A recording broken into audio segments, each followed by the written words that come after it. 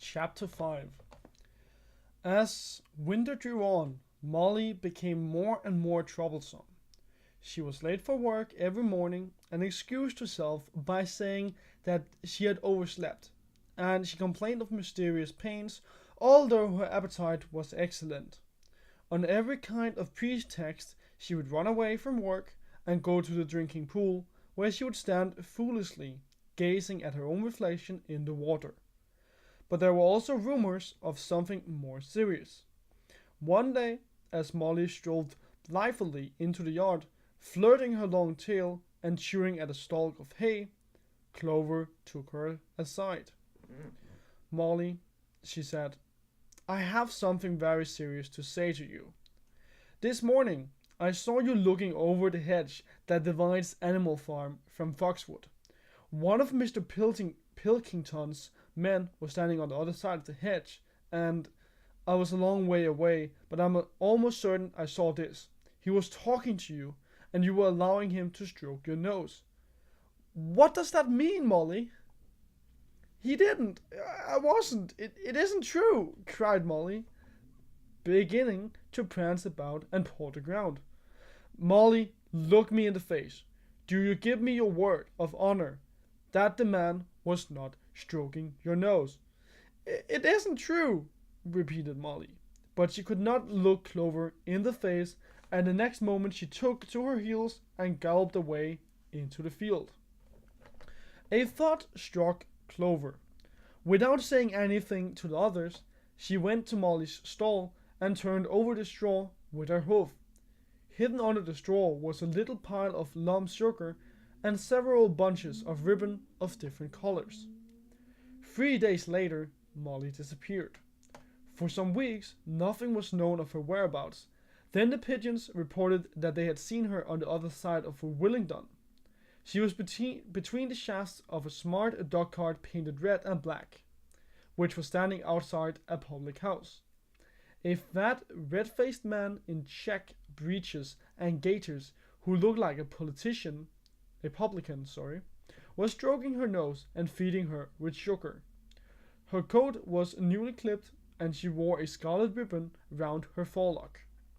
She appeared to be enjoying herself, so the pigeons said. None of the animals ever mentioned Molly again. In January, there came bitterly hard weather.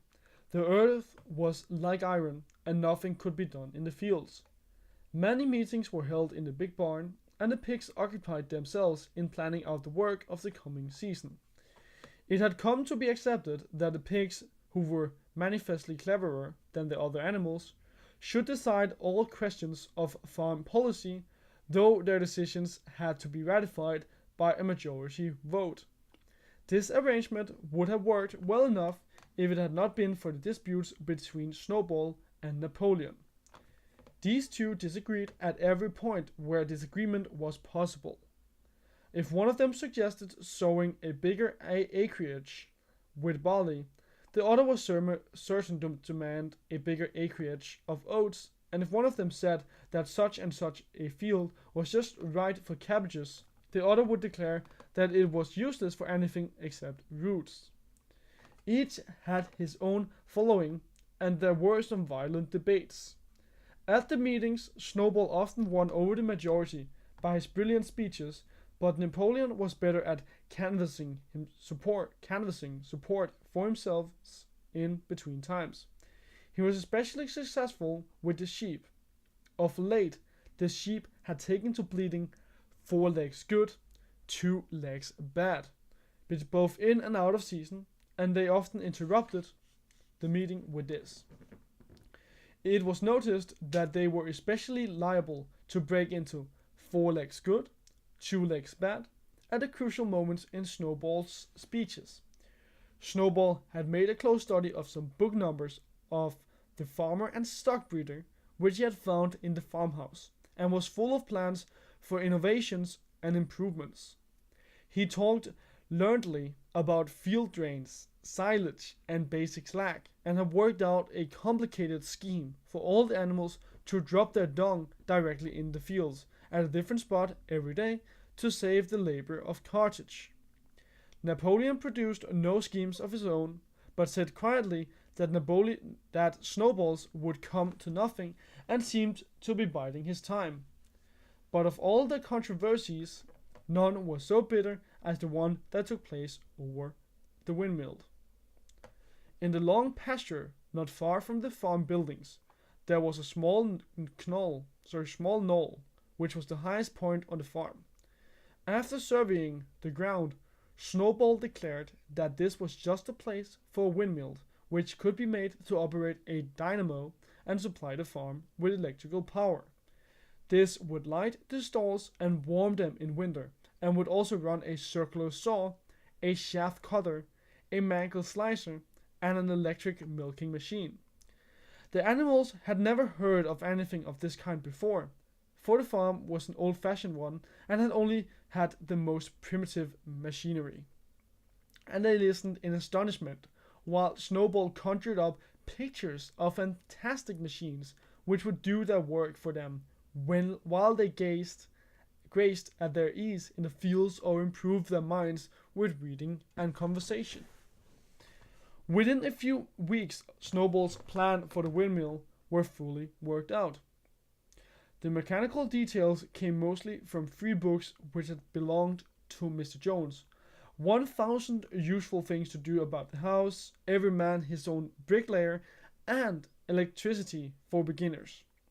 Snowball used as his study a shed which had once been used for incubators and had a smooth wooden floor suitable for drawing on. He was closeted there for hours at a time, with his books held open by a stone, and with a piece of chalk gripped between the knuckles of his trotter. He would move rapidly to and fro, drawing in line after line, and uttering little whimpers of excitement. Gradually, the plans grew into a complicated mass of cranks and cogwheels covering more than half the floor, which the animals found completely unintelligible, but were impressed. All of them came to look at Snowball's drawings at least once a day. Even the hens and ducks came and were at pains not to tread on chalk marks. Only Napoleon held aloof. He had declared himself against the windmill from the start. One day, however, he arrived unexpectedly to examine the plans. He walked heavily round the shed, looked closely at every detail of the plans, and snuffed at them once or twice, then stood for a little while contemplating them out of the corner of his eyes. Then suddenly he lifted his legs, urinated over the plants, and walked out without uttering a word. The whole farm was deeply divided on the subject of the windmill. Snowball did not deny that to build it would be a difficult business. Stone would have to be quarried and built up into walls, then the sails would have to be made, and after that there would be need for dynamos and cables. How these were to be procured, Snowball did not say, but he maintained that it could all be done in a year, and thereafter he declared so much labor would be saved that the animals would only need to work 3 days a week. Napoleon, on the other hand, argued that the great need of the moment was to increase food production, and that if they wasted time on the windmill, they would all starve to death. The animals formed themselves into 2 factions under the slogans "Vote for Snowball and the 3-day week" and "Vote for Napoleon and the full manager." Benjamin was the only animal who did not side with either faction. He refused to believe either that food would become more plentiful or that the windmill would save work. Windmill or no windmill, he said, life would go on as it had always gone on, that is, badly.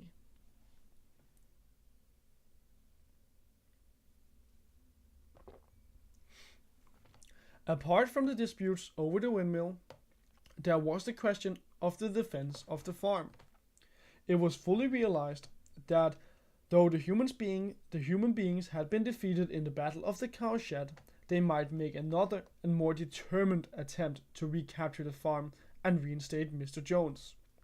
They had all the more reason for doing so because the news of their defeat had spread across the countryside and made the animals on the neighboring farms more restive than ever. As usual, Snowball and Napoleon were in disagreement. According to Napoleon, what the animals must do was to procure firearms and train themselves in the use of them. According to Snowball, they must send out more and more pigeons and stir up rebellion among the animals on the other farms. The one argued that if they could not defend themselves, they were bound to be conquered. The other argued that if rebellions were to happen everywhere, they would have no need to defend themselves. The animals listened first to Napoleon, then to Snowball, and could not make up their minds which was right. Indeed, they always found themselves in agreement with the one who was speaking at the moment. At last the day came when Snowball's plans were completed.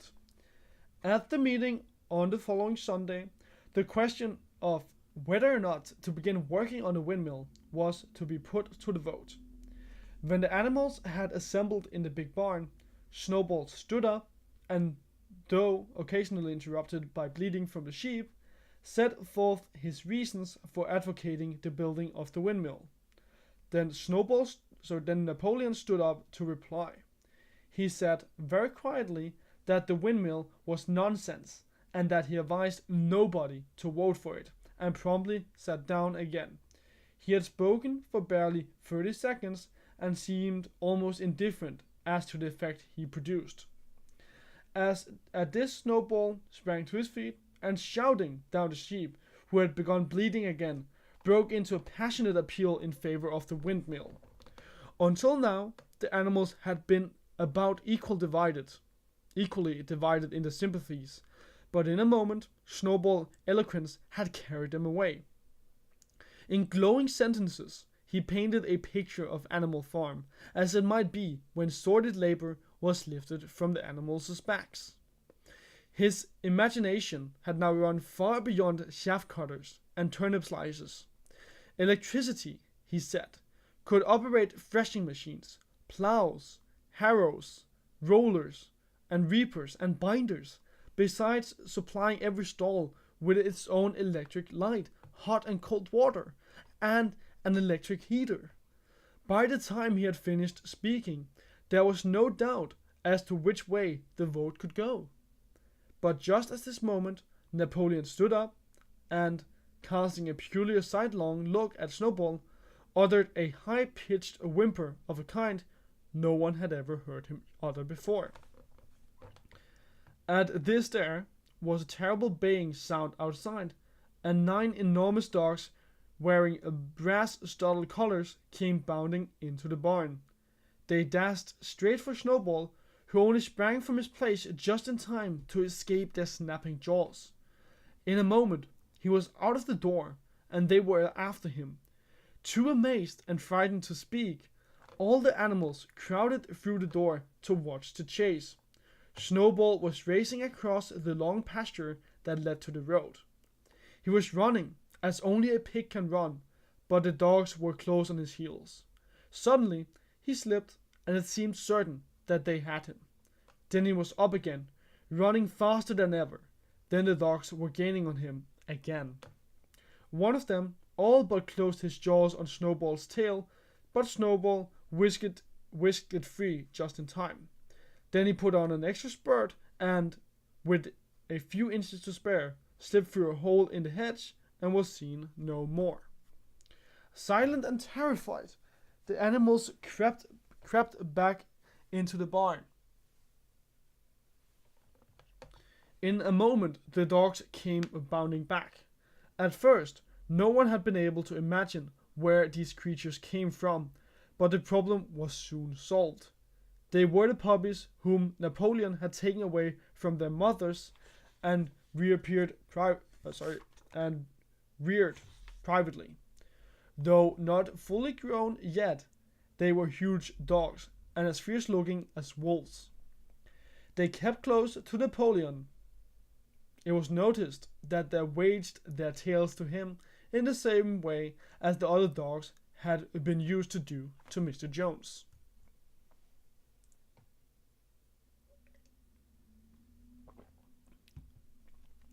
Napoleon, with the dogs following him, now mounted on to the raised portion of the floor where Major had previously stood to deliver his speech. He announced that from now on the Sunday morning's meetings would come to an end. They were unnecessary, he said, and wasted time. In future, all questions relating to the working of the farm would be settled by a special committee of pigs presided over by himself. These would meet in private and afterwards communicate their decisions to the others. The animals would still assemble on Sunday mornings to salute the flag, sing Beasts of England, and receive the orders for the week, but there would be no more debates. In spite of the shock that Snowball's expulsion had given them, the animals were dismayed by this announcement. Several of them would have protested if they could have found the right arguments. Even Boxer was vaguely troubled.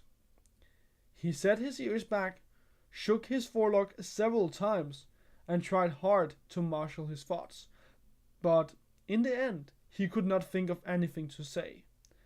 Some of the pigs themselves, however, were more articulate. 4 young porkers in the front row uttered shrill squeals of disapproval, and all 4 of them sprang to their feet and began speaking at once. But suddenly, the dogs sitting round Napoleon let out deep, menacing growls, and the pigs fell silent and sat down again. Then the sheep broke out into a tremendous bleating of 4 legs good, 2 legs bad, which went on for nearly a quarter of an hour and put an end to any chance of discussion. Afterwards, Squealer was sent round the farm to explain the new arrangement to the others. "Comrades," he said, "I trust that every animal here appreciates the sacrifice that Comrade Napoleon has made in taking this extra labor on himself. Do not imagine, comrade, that leadership is a pleasure. On the contrary, it is a deep and heavy responsibility. No one believes more firmly than Comrade Napoleon that all animals are equal. He would be only too happy to let you make your decisions for yourself. But sometimes you might make the wrong decisions, comrades, and then where should we be? Suppose you had decided to follow Snowball with his moonshine of windmills. Snowball, who, as we now know, was no better than a criminal." "He fought bravely at the Battle of the Cowshed," said somebody. "Bravery is not enough," said Squealer. "Loyalty and obedience are more important. And as to the Battle of the Cowshed, I believe the time will come when we shall find that Snowball's part in it was much exaggerated. Discipline, comrades, iron discipline. That is the watchword for us today. One false step and our enemies would be upon us. Surely, comrades, you do not want Jones back." Once again, this argument was unanswerable. Certainly, the animals did not want Jones back. If the holding of debates on Sunday mornings was liable to bring him back, then the debates must stop. Boxer, who had now had time to think things over, voiced the general feeling by saying, "If Comrade Napoleon says it, it must be right." And from then on he adopted the maxim, "Napoleon is always right," in addition to his private motto of, "I will work harder." By this time the weather had broken and the spring ploughing had begun. The shed where Snowball had drawn his plans of the windmill had been shut up, and it was assumed that the plans had been rubbed off the floor. Every Sunday morning at 10 o'clock the animals assembled in the big barn to receive the orders for the week. The skull of old Major, now clean of flesh, had been disinterred from the orchard and set up on a stump at the foot of the flagstaff beside the gun. After the hoisting of the flag, the animals were required to file past the skull in a reverent manner before entering the barn. Nowadays, they did not sit all together as they had done in the past. Napoleon, with Squealer, and another pig named Minimus, who had a remarkable gift for composing songs and poems, sat on the front of the raised platform, with the 9 young dogs forming a semicircle round them, and the other pigs sitting behind them. The rest of the animals sat facing them in the main body of the barn. Napoleon read out the orders for the week in a gruff, soldierly style, and after a single singing of Beasts of England, all the animals dispersed. On the 3rd Sunday after Snowball's expulsion, the animals were somewhat surprised to hear Napoleon announce that the windmill was to be built after all. He did not give any reasons for having changed his mind, but merely warned the animals that this extra task would mean very hard work. It might even be necessary to reduce their rations. The plans, however, had been prepared down to the last detail. A special committee of pigs had been at work upon them for the past 3 weeks. The building of the windmill, with various other improvements, was expected to take 2 years. That evening, Squealer explained privately to the other animals that Napoleon had never in reality been opposed to the windmill.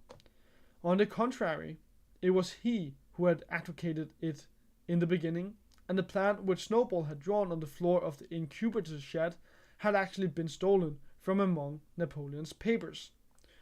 The windmill was, in fact, Napoleon's own creation. Why then, asked somebody, had he spoken so strongly against it? Here, Squealer looked very sly. That, he said, was Comrade Napoleon's cunning. He had seemed to oppose the windmill, simply as a maneuver to get rid of Snowball, who was a dangerous character and a bad influence. Now that Snowball was out of the way, the plan could go forward without his interference. This, said Squealer, was something called tactics. He repeated a number of times, "Tactics, comrades, tactics," skipping round and whisking his tail with a merry laugh. The animals were not certain what the word meant, but Squealer spoke so persuasively that the 3 dogs who happened to be with him growled so threateningly that they accepted his explanation without further questions.